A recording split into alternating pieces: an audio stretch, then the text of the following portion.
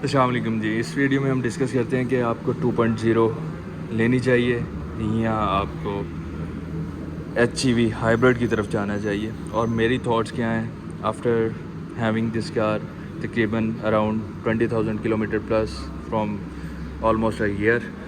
तो क्या चीज़ें हैं जो मैं मिस करता हूँ अपनी HEV में, जो कि आपको 2.0 प्रोवाइड करती है। और when it comes to looks तो वो सब्जेक्टिव हो जाता है person to person, but for me HEV के जो लुक्स हैं और HEV के जो अलॉय व्हील्स हैं, ये इनका मुकाबला नहीं है 2.0। But 2.0 is a very decent elegant type of car जिसके सिल्वर क्रोम्स आते हैं, एंड आप इनको भी ब्लैक आउट करवा सकते हैं। बहुत से लोग ब्लैक आउट करवाते हैं, लेकिन पर्सनली अगर मैं गाड़ी ऑन करता 2.0 तो वो मेरी वाइट होती, क्योंकि वाइट कलर में इट लुक्स मोर ब्यूटीफुल। ये भी सब्जेक्टिव हो जाता है, पर्सन टू पर्सन वेरी कर रहा होता है, लेकिन ओवरऑल जो मुझ पर इसने ग्रो किया ओवर द टाइम, ये पहले मुझे कोई खासी इसकी ये जो ग्रिल थी वो इतनी अच्छी नहीं लगती थी, लेकिन ओवर द टाइम ये एक अच्छी कार मुझे लगना स्टार्ट होगी। इसमें थोड़ी सी वाइब्स आपको जूलियन की भी आती हैं, ये थोड़ा सा इस तरह से ये चीज़ जाती है, वो जूलियन की भी लाइट्स इस तरह से कुछ होती हैं इफ़ आई रिमेंबर करेक्टली। तो ओवरऑल इसकी लुक्स जो हैं, front looks are subjective to everyone, लेकिन इतनी भी नहीं है। रोड अपीयरेंस है इनकी, जब सामने से रोड पे आ रही होती है तो बहुत प्यारी लगती है माशाल्लाह ये गाड़ी भी। और अगर आप इसकी साइड प्रोफाइल देखेंगे तो साइड इसके क्रोम हो जाता है। इसमें सिर्फ और सिर्फ एक चीज़ मिसिंग आती है, मिसिंग नहीं कहूँगा, आई वुड से कि वो उन्होंने थोड़ा रेंज रोवर वेलार को इंस्पिरेशन या कॉपी कर ले, वो चीज़ है उनमें। वो तो रेंज रोवर टाइप्स की वो चीज़ रखी हुई है, लेकिन इसमें ये चीज़ जो है वो आपको नहीं मिलती है। और बाकी ओवरऑल इसकी साइज़, लेंथ, सारी चीज़ें सेम है। आपको ये मोस्टली आपने मेरी वीडियोस में जो इंटीरियर देखा होगा वो आपने देखा होगा बरगंडी, लेकिन वो सामने जो गाड़ी विद वाइट खड़ी है it's also in burgundy interior, और वो बहुत अच्छा है और बहुत फेमस और अच्छी रीसेल और अच्छा कलर है। और एक फेमस कह रहा हूँ कि काफ़ी लोग उसको अडॉप्ट कर रहे हैं। अब HEV मैंने जब ली थी वहाँ तब तो इतनी HEVs बिकती नहीं थी, तो मैंने उसको जब फर्स्ट टाइम देखा था तो it was a wonderful experience. लेकिन आहिस्ता आहिस्ता उसको इतना देख लिया कि जब मैं इसको देख रहा हूँ अब दोबारा, तो ये भी बहुत अच्छा कलर है और बहुत डिसेंट है। मोस्टली हमने इसको देखा हुआ है, मोस्टली गाड़ियों में देखा हुआ है इस कलर को, तो इसलिए हमें ये इतनी जल्दी उस तरह अपनी तरफ अट्रैक्ट नहीं करता कंपैरेटिवली जो आपको HEV करती है। मेरा इसका ये है कि इसका ये वाली चीज़ ब्लैक होनी चाहिए थी, ये वाली, और वो वाली चीज़ जिस तरह से हमारे बरगंडी में आता है dashboard, it should have been in this colour. तो ओवरऑल इसकी ये चीज़ जो है ये भी इनको इस कलर में दे देते थोड़ा। ये तो ख्वाहिशात हैं, लेकिन मैं कह रहा हूँ कि अब इसमें क्या होता है कि ये सीट्स भी आपको नॉर्मली वही ब्लैक है और ऊपर से ये है, तो वो थोड़ा सा ना ये पीछे से, अगर आप, मैं कहना क्या चाह रहा हूँ, मसला क्या है, तो ये मैं आपको दिखाता हूँ। इस हम अभी कलर की कंपैरिजन को भी डिस्कस कर रहे हैं इस वीडियो में, तो ये सारी वो ब्लैक, नॉर्मली ब्लैक, तो वो वाइब्स आप समझ रहे हैं, वो वाइब्स नहीं जो बरगंडी में आपको बैक सीट्स की वाइब्स देती हैं। आप मेरी सारी वीडियोस देखें मेरी गाड़ियों में तो आपको एक आइडिया हो जाएगा। तो overall colour it's fine but not as good as burgundy colour, तो आपको इसमें बरगंडी भी 2.0 में मिल सकता है। तो अभी हम लोग ये डिस्कस कर रहे हैं कि 2.0 में वो चीज़ें क्या है जो मैं अपनी HEV में मिस करता हूँ, और HEV should have those things. और देखें, हर गाड़ी में कोई ना कोई ट्रेड ऑफ्स तो होती हैं, ये कंपनीज रखती हैं यूज़र्स को एक ऑप्शन से दूसरे ऑप्शन पर लेकर जाने के लिए, और अगर सारी चीज़ें एक ही गाड़ी में दे दें तो वो फिर उनके दूसरे यूनिट्स किस तरह से सेल होंगे, या फिर वो उनका मॉडल ही सिर्फ एक होगा। आई डोंट नो इनकी किस तरह से, बट ये चलता है। ये रेंज ओवर और LCs एंड टोयोटा सारे कंपनीज इस तरह से फॉलो करती हैं ये सारी चीज़ें। इसमें सारे फंक्शंस HEV वाले हैं। एड ऑन क्या है कि this car offers paddle shifters. अब पैडल शिफ्टर्स क्या होते हैं?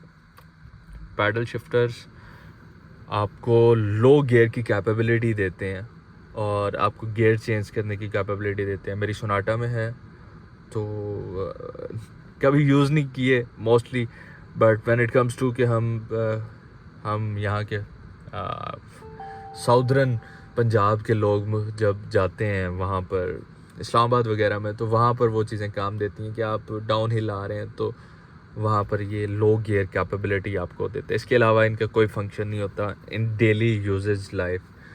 इसके अलावा क्या है कि इसके अंदर यहाँ पर D/M लिखा हुआ आता है, जो कि आपकी HEV में सिर्फ D लिखा हुआ आता है, क्योंकि इट ऑफर्स 4x4 ट्रांसमिशन और 4x4 इसका है, जो कि हमारी HEV है। इट कम्स इनटू जो उसका फ्रंट व्हील ड्राइव है उसमें आते हैं, तो उसके अंदर बहुत सारी पावर है।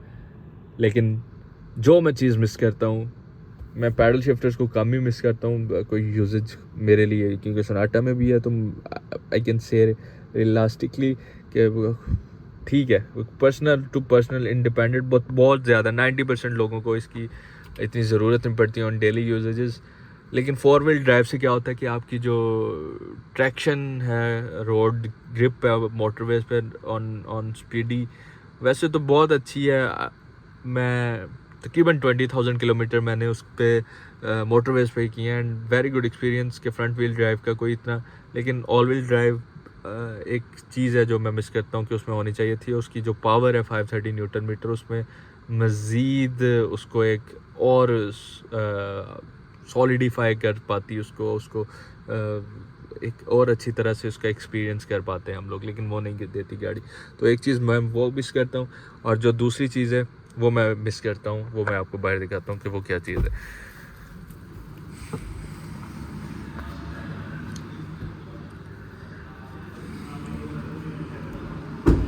वो मैं मिस करता हूँ जी, इस गाड़ी के ट्रंक में एक बहुत स्पेशल चीज़ है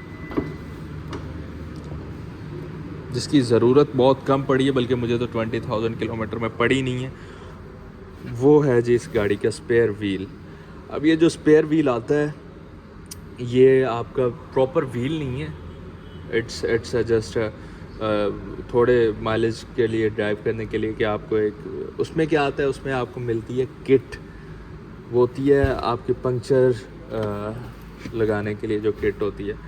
अब आप ज़्यादा से ज़्यादा क्या कर सकते हैं, अगर मैं इसको एक हाथ के साथ नहीं, एट्स वो या वहाँ पर फिट है ताकि वो हिले ना, तो आप इसको खोल के, तो इतनी सी, ये बहुत ज़्यादा चौड़ा नहीं है, मेरे हाथ में इतना सा आ रहा है, ये नॉर्मल एक स्पेस सेवर टाइप है। तो आप क्या कर सकते हैं कि आपको मैनेज करना पड़ेगा अपने लगेज के साथ, कि अगर आपका लगेज जो है वो ज़्यादा नहीं है, तो इसको बंद कर लेते हैं। तो अगर आपका लगेज ज़्यादा नहीं है तो फिर आप इसको मैनेज कर सकते हैं कि अगर आप कुछ ऐसी जगह पे जाते हैं जहाँ पर आपको लगता है मुझे कभी ज़रूरत नहीं पड़ी 20,000 किलोमीटर में स्पेस टायर की, लेकिन ये एक ऐसी चीज़ है कि आप फैमिली के साथ हो, खुदा ना खास्ता, तो ये होनी चाहिए, ये एक अच्छी चीज़ है।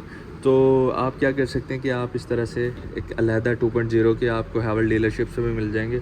आप उसको यहाँ पर, कुछ लोगों ने इस तरह से इसको रबर्स के साथ कैरी किया होता है, कुछ लोगों ने उसको वैसे रखा हुआ है, तो वो मैनेज किया जा सकता है।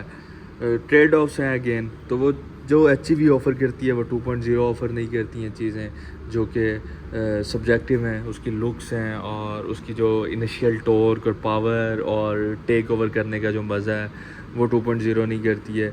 2.0 कुछ चीज़ें ऑफ़र करती हैं जो HEV नहीं कर सकती। तो अगेन 2.0 लेकर आपको वो वाली चीज़ें जो हैं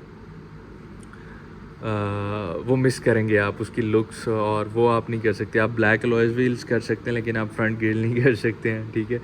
और लेकिन HEV लेकर आप क्या कर सकते हैं कि आप एक स्पेयर टायर रख सकते हैं उसके अंदर।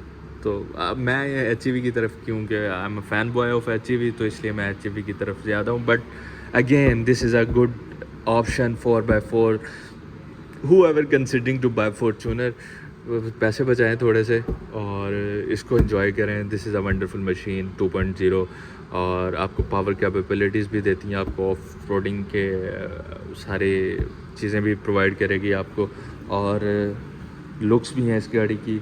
और सबसे बढ़ के है कि फॉर्चूनर का कंफर्ट जो है उससे, और ये जो रिवो रोको उसके कंफर्ट से, उससे अल्लाह ही बचाए। बस वो Fortuner is a very wonderful car, लेकिन सबसे बड़ा मसला मेरे जैसे कुछ लोगों को होता है जो फॉर्चूनर्स ऑन नहीं करना चाहते, लेकिन फिर वो प्राडोस पे जाते हैं। क्यों प्राडोस पे जाते हैं कि दे वांट, बट कंफर्ट। तो कंफर्ट जिसकी प्रायोरिटी है वो उस चीज़ को बहुत उस चीज़ मैटर करती है कि वो कंफर्ट और अपना जो ड्राइविंग प्लेयर है और जो रेडार के फीचर्स वगैरह हैं उनको किस तरह से। तो एक दफ़ा ये कुछ चीज़ें होती हैं जिनकी आपको आदत लग जाए, तो ये जो जिस तरह से इसका एडाप्टिव क्रूज़ के फ़ीचर्स हैं, जिन जिन लोगों को आदत है, आप मुझे कमेंट्स में भी वो सेकंड कर सकते हैं, और ग्रुप में भी बहुत से लोग डिस्कस कर रहे होते हैं। जिन लोगों को पाकिस्तान में इस चीज़ की आदत पड़ गई है या बाहर के मुल्क में तो बहुत लोग इसको यूज़ करते हैं रडार फंक्शंस को, तो वो फिर वापस नॉर्मल ड्राइविंग मोड्स पे उनके लिए थोड़ा सा मसला होता है कि ये बहुत कंफर्ट ऐड करते हैं आपकी राइड में ओवरऑल। सो ये एक छोटा सा रिव्यू था मेरा हैवल H6 HEV वर्सेस 2.0 और मेरे अपने ख्यालात और मेरा अपना एक्सपीरियंस के बारे में। उम्मीद करता हूँ कि आप लोगों को इससे कोई फ़ायदा मिलेगा। मुझे दुआ में याद रखें। जज़ाकल्लाह खैर।